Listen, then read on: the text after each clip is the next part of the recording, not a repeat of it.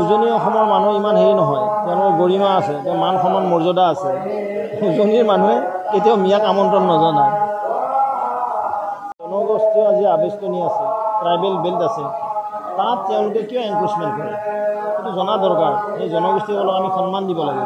তেওঁলোকে এইটো আমাৰ গঢ়িত কাম হৈছে, যিসকল বিৰোধী পক্ষ আছে তেওঁলোকে ৰাজনীতি কৰক, ৰাইজৰ লগত থাকি ৰাজনীতি কৰক। কিন্তু জনগোষ্ঠীসকলক কিয় তেওঁলোকে এনেকুৱা টৰ্চাৰত নামি কৰিছে, কিয় জনগোষ্ঠীয় মানুহৰ এভেকশ্যনত তেওঁলোকে যিসকলে এই মাটি বেদখল কৰি আছিল তেওঁলোকক উচতনি দিব গৈছে। মই এইটো কেনেধৰণৰ ৰাজনীতি আই ডোণ্ট ন'ও।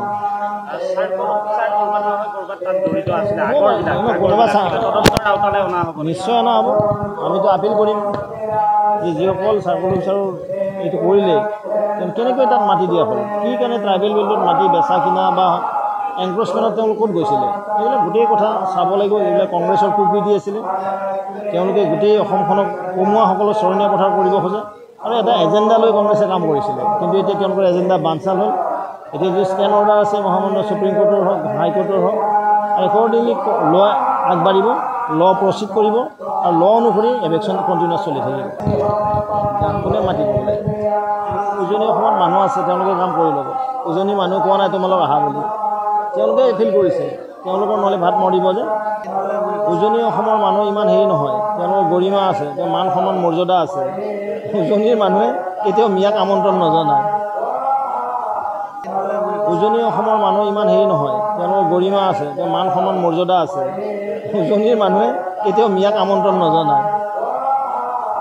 জনগোষ্ঠীয় আজি আবেষ্টনী আছে, ট্ৰাইবেল বেল্ট আছে, তাত তেওঁলোকে কিয় এনক্ৰোচমেণ্ট কৰে সেইটো জনা দৰকাৰ। সেই জনগোষ্ঠীসকলক আমি সন্মান দিব লাগে। তেওঁলোকে এইটো আমাৰ গঢ়িত কাম হৈছে, যিসকল বিৰোধী পক্ষ আছে তেওঁলোকে ৰাজনীতি কৰক, ৰাইজৰ লগত থাকি ৰাজনীতি কৰক। কিন্তু জনগোষ্ঠীসকলক কিয় তেওঁলোকে এনেকুৱা টৰ্চাৰত নামি কৰিছে, কিয় জনগোষ্ঠীয় মানুহৰ এভেকশ্যনত তেওঁলোকে যিসকলে এই মাটি বেদখল কৰি আছিল তেওঁলোকক উচতনি দিব গৈছে। মই এইটো কেনেধৰণৰ ৰাজনীতি আই ডোণ্ট ন'ও।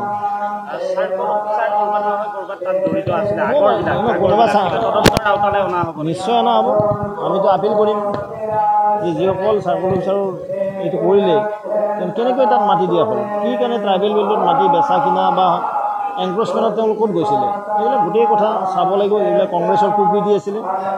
তেওঁলোকে গোটেই অসমখনক কমুৱাসকলৰ চৰণীয়া পথাৰ কৰিব খোজে আৰু এটা এজেণ্ডা লৈ কংগ্ৰেছে কাম কৰিছিলে। কিন্তু এতিয়া তেওঁলোকৰ এজেণ্ডা বানচাল হ'ল।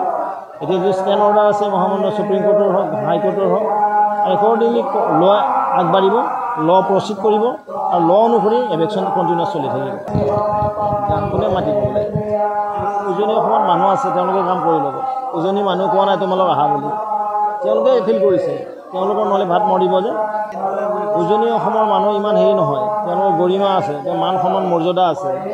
উজনিৰ মানুহে কেতিয়াও মিয়াক আমন্ত্ৰণ নজনায়।